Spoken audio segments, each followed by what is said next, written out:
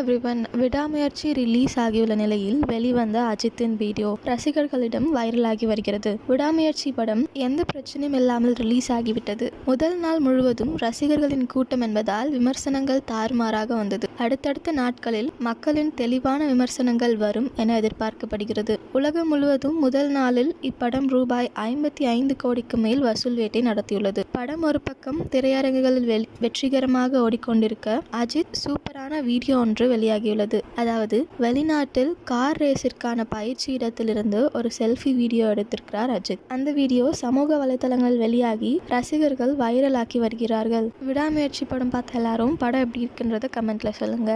இதே மாதிரி latest cinema news அப்டேட்க்கு இந்த சேனலை சப்ஸ்கிரைப் பண்ணிக்கோங்க.